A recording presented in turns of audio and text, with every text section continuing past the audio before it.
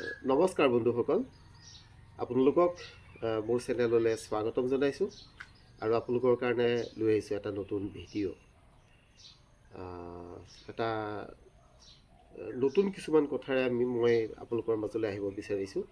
আমাৰ জীৱনত হৈ থকা বা আমি দেখি থকা কিছুমান ঘটনা, যিবিলাক ঘটনাৰ আমি বিজ্ঞানসন্মতভাৱে বিশ্লেষণ কৰিব বিচাৰিছোঁ। আজি এটা বিষয় লৈ আহিছোঁ আপোনালোকৰ ওচৰলৈ। সেইটো আমাক প্ৰায়ে অস্বস্তিত পেলোৱা এটা বিষয়, সেইটো হ'ল হাঁচি। আমি স্নিজিং অৰ্থাৎ হাঁচি আমি কিয় মাৰোঁ বা আমাৰ হাঁচি কিয় আহে, আমি প্ৰায়ে বিব্ৰত হৈ পৰোঁ। মানে এনেকুৱা সময়ত আমাৰ কেতিয়াবা হাঁচি আহে, আমাৰ অশান্তি লাগে। মোৰ নিজৰে বহুত হাঁচি আহে আৰু সেই হাঁচি আহিলে আমি থাকি বৰ অশান্তি পাওঁ। এতিয়া প্ৰশ্ন হৈছে যে আমাৰ হাঁচি কিয় হয় বা আমাৰ কেনেকৈ হয়, আমি সেই কথাখিনি আজি আমি অকণমান বিশ্লেষণ কৰি চাব বিচাৰিছোঁ। সকলোৱে এই অশান্তিটোত ভুগিছে, পাৰ কৰি আহিছে। হাঁচি আচলতে কেনেকুৱা ধৰণৰ, যেতিয়া ই হৈছে এনেকুৱা এটা অনুভৱ যাক আমি হেঁচা মাৰি ধৰি ৰাখিব নোৱাৰোঁ। ই আচলতে এটা বাহিৰা উদ্দীপকৰ প্ৰতি জনোৱা, আমাৰ শৰীৰে জনোৱা এটা স্বয়ংক্ৰিয় পৰিঘটনা অৰ্থাৎ প্ৰতিক্ৰিয়া এটা। যেতিয়া বাহিৰৰ পৰা কিছুমান এলাৰ্জেণ্ট, যাক আমি হয় ধূলি বালি হ'ব পাৰে, বতাহত উপঙি থকা পৰাগৰেণু হ'ব পাৰে, সি যদি কিবা কাৰণত আমাৰ নাকৰ ভিতৰলৈ আহে, তেতিয়া আমাৰ শৰীৰটোৱে তাৰ প্ৰতি এটা উদ্দীপনা দেখুৱায় আৰু তাক আমাৰ শৰীৰৰ পৰা উলিয়াই দিবৰ কাৰণে আমাৰ হাঁচি আহি যায়। অৰ্থাৎ আমি জোৰেৰে সেই উদ্দীপকখিনি, সেই বাহিৰাৰ বস্তুখিনি আমি নাকৰ পৰা উলিয়াই দিবৰ কাৰণে স্বয়ংক্ৰিয়ভাৱে আমাৰ শৰীৰটোৱে এই প্ৰতিক্ৰিয়াটো দেখুৱাবলৈ লয়। আৰু এই হাঁচিৰ যি তীব্ৰতা, সেই বিশেষজ্ঞসকলৰ মতে আমাৰ হাওঁফাওৰ আকাৰ, আমি বায়ু ধৰি ৰখাৰ কিমান পৰিমাণৰ বায়ু ধৰি ৰাখিব পাৰোঁ শৰীৰটোৱে, আৰু লগতে আমাৰ শৰীৰৰ যি আকাৰ, হাওঁফাওৰ কাৰ্যদক্ষতা, এই গোটেইবিলাক কথাৰ ওপৰতে হাঁচিৰ তীব্ৰতাটো নিৰূপণ কৰে। গতিকে হাঁচি কিছুমানে বৰ খুব জোৰেৰে মাৰে, কোনোবাই খুব হাঁচিটো খুব লাহেকৈ মাৰে। গতিকে এই কথাখিনি নিৰ্ভৰ কৰিব এনেকুৱা ধৰণৰ কেতবোৰ বৈজ্ঞানিক কথাৰ ওপৰত নিৰ্ভৰ কৰে।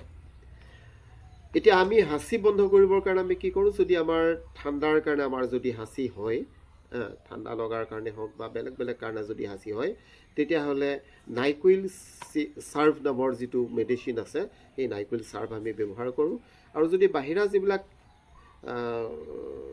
বাহিৰা কিছুমান এলাৰ্জেণ্টৰ কাৰণে, উৎসেচক পদাৰ্থৰ কাৰণে যদি আমাৰ হাঁচি আহে, তেতিয়াহ'লে আমি এণ্টিহিষ্টামাইন ঔষধ আমি ব্যৱহাৰ কৰিবলগীয়া হয়। তেতিয়া আমাৰ হাঁচিটো বন্ধ হয় বা দুদিনমানলৈ হাঁচিটো নাহে।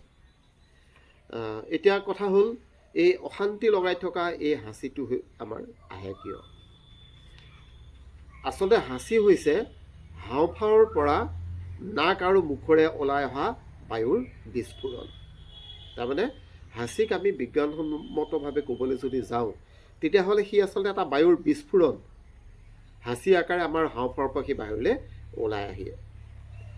নাকত থকা এক বিশেষ স্নায়ু আছে নাকত, যাক আমি ট্ৰাইজেমিনেল স্নায়ু বুলি কওঁ।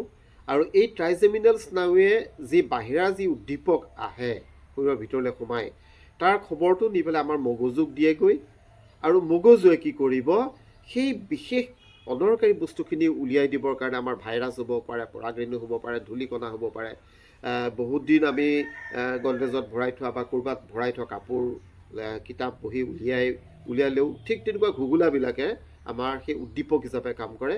আৰু ট্ৰাইজেমিনেল স্নায়ুৱে কি কৰে, সেই গোটেই মেছেজটো আমাৰ মগজুলৈ লৈ যায়, আৰু মগজুৱে কি কৰে, তাক যি হাঁচি কেন্দ্ৰৰ সৈতে সংযোজিত কৰে আৰু সংকেত এটা প্ৰেৰণ কৰে, আৰু তাৰ ফলত আমাৰ কি হয়, হাঁচি আহে। আৰু সেই যিখিনি উদ্দীপক বাহিৰৰ বস্তু, সেই বাহিৰৰ বস্তুখিনি বাহিৰলৈ ওলাই গুচি আহে। গতিকে হাঁচি আমাৰ অহাৰ কাৰণটো আমাৰ ঠিক তেনেকুৱা। বা এই যিবিলাক উদ্দীপক বুলি মই কৈছোঁ, ধূলিকণা হওক, পৰাগৰেণু হওক, বাহিৰা যিখিনি উদ্দীপক, সি আচলতে আমাৰ ভিতৰলৈ সোমোৱাৰ পিছতে নাক আৰু কণ্ঠনলীৰ যি শ্লেষ্মাৰ যিখন জিলি আছে, শ্লেষ্মাৰ যিটো আৱৰণ আছে, সেই শ্লেষ্মাৰ আৱৰণখনক প্ৰথমতে উত্তেজিত কৰে, যাৰ ফলত ট্ৰাইজেমিনেল নামৰ যিডাল আমাৰ বিশেষ ধৰণৰ স্নায়ু আছে, নাৰ্ভ আছে, সেই নাৰ্ভডাল উত্তেজিত হয় আৰু তাৰ বিদ্যুৎ সংকেত আমাৰ মগজুলৈ প্ৰেৰণ কৰে। আৰু মগজুৱে তাৰ প্ৰতিক্ৰিয়া স্বৰূপে আমাৰ এই হাঁচিটো হয়, হাঁচি ওলাই আহে। গতিকে হাঁচি অহাৰ কথাখিনি এইখিনি। ই একো অলৌকিক ক্ৰিয়া নহয়। বহুতে হাঁচিক বিভিন্ন ধৰণে ব্যাখ্যা কৰে। কিছুমানে ভ্ৰমণৰ সময়ত ক'ৰবালৈ ওলাই যোৱাৰ সময়ত হাঁচি মাৰিলে তাক অমংগল বুলি ভাবিব পাৰে। আচলতে ইয়াৰ কোনো বিশেষ একো বেলেগ কথা নাইকিয়া, কেৱল মাত্ৰ শৰীৰটোক বাহিৰা পদাৰ্থৰ পৰা আঁতৰাই ৰখাৰ কাৰণেই আমাৰ শৰীৰে জনোৱা ই এক অনৈচ্ছিক ক্ৰিয়া। বন্ধুসকল, আপোনালোকক আজি আমি সদায় আমাৰ শৰীৰত হৈ থকা ঘটনা এটাৰ বিষয়ে আপোনালোকক ক'লোঁ। আমি কিয় হাঁচি মাৰোঁ, আমাৰ হাঁচি কেনেকৈ আহে, বা হাঁচি আহিলে আমি কি কৰিব লাগে, অৰ্থাৎ বন্ধ কৰিবৰ কাৰণে কি কৰিব লাগে, এই কথাখিনি আমি ক'লোঁ। মোৰ ভিডিঅ'টো শ্বেয়াৰ কৰি যাব আৰু লগতে কমেণ্ট কৰিব আৰু লাইক কৰিবলৈ নাপাহৰিব। মই পৰৱৰ্তী সময়ত এনেকুৱা আৰু সৰু সৰু কিছুমান কথা আপোনালোকৰ মাজলৈ লৈ আহিম। বৰ্তমানলৈকে আহোঁ, নমস্কাৰ।